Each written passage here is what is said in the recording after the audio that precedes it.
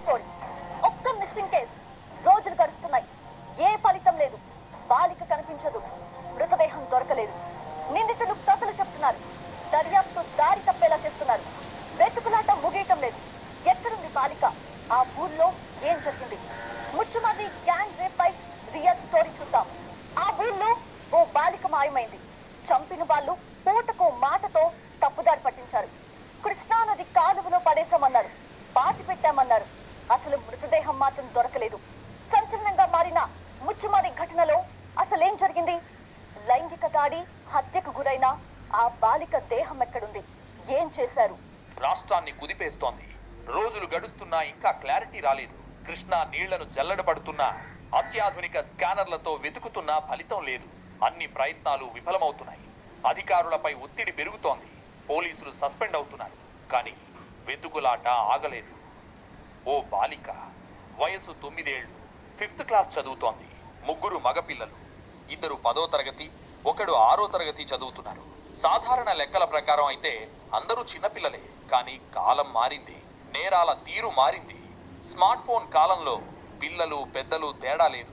Digital ప్రపంచం అందరినీ నానా అనర్థాల వైపు ఈడ్చుకుపోతోంది. నంద్యాల జిల్లా పగిడ్యాల మండలం ముచ్చుమర్రి గ్రామం ఇప్పుడు ఊరంతా కృష్ణానది వైపే చూస్తోంది. జూపాడు బంగ్లా, మిడుతూరు, బ్రాహ్మణ కొట్కూరు గ్రామాల్లో కూడా ఇదే పరిస్థితి. జూలై 7, 2024 ఆదివారం పాత ముచ్చుమర్రిలో పార్క్. ఓ పాప ఫ్రెండ్స్ తో ఆడుకోవడానికి వెళ్ళింది. రాత్రైనా ఇంటికి తిరిగి రాలేదు. పేరెంట్స్ కంగారు పడ్డారు. బాలిక స్నేహితురాలని వాకబు చేశారు. ఊరంతా గాలించారు. తెలిసిన ఇళ్లలో వెతికారు. కానీ ఎక్కడా కనిపించలేదు. తల్లిదండ్రుల్లో ఆందోళన పెరిగింది.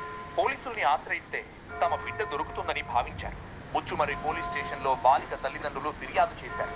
తమ బిడ్డను ఎలాగైనా వెతికి పెట్టాలని కోరారు. మిస్సింగ్ కేసు నమోదు చేసిన పోలీసులు దర్యాప్తు మొదలుపెట్టారు. పార్క్ లో ఆడుకోవడానికి వెళ్ళింది కాబట్టి అక్కడి నుంచే సెర్చ్ ఆపరేషన్ మొదలైంది. పార్క్ ని పరిశీలిస్తున్న పోలీసులు షాక్ తిన్నారు. అక్కడ క్షుద్ర పూజ చేసిన ఆనవాళ్లు కనిపించాయి. అంటే క్షుద్ర పూజలు చేసి బాలికను బలిచ్చి ఉంటారా? ఎవరి పని చేసి ఉంటారు అనే కోణంలో పోలీసులు ఆలోచించడం మొదలుపెట్టారు.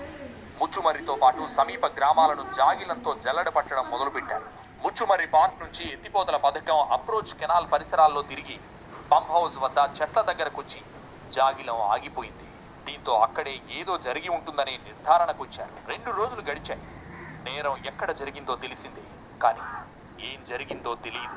ఎవరు చేశారో తెలియదు. బాలిక ఎలా మాయమైందో క్లారిటీ రావడం లేదు.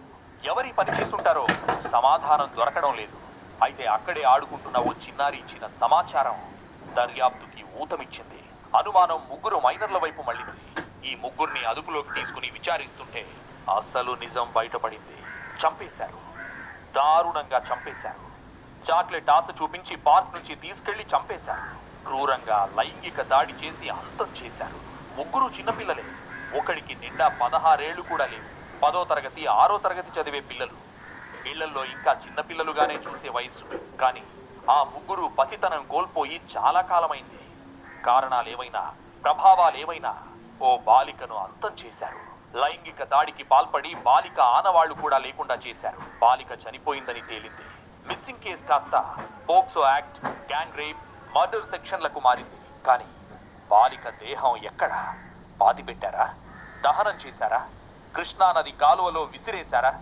అసలు ఏం చేశారు? ఇవన్నీ ఇంకా ప్రశ్నలుగానే ఉన్నాయి. అసలు ఈ పని ఆ 3 చేశారా, లేక ఇందులో మరికొంతమంది ఇన్వాల్వ్ అయి ఉన్నారా?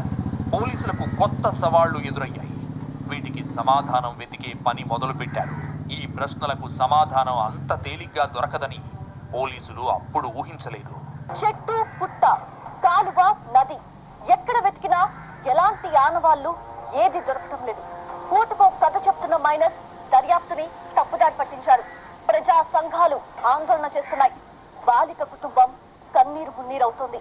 పోలీసులు సస్పెండ్ అయ్యారు. కానీ బాలిక ఆచూకీ లేదు. ఏమైంది? చంపి ఉంటే ఆమె మృతదేహం ఎక్కడుంది? ముచ్చుమర్రిలో బాలిక మాయమై 10 రోజులు దాటుతున్నా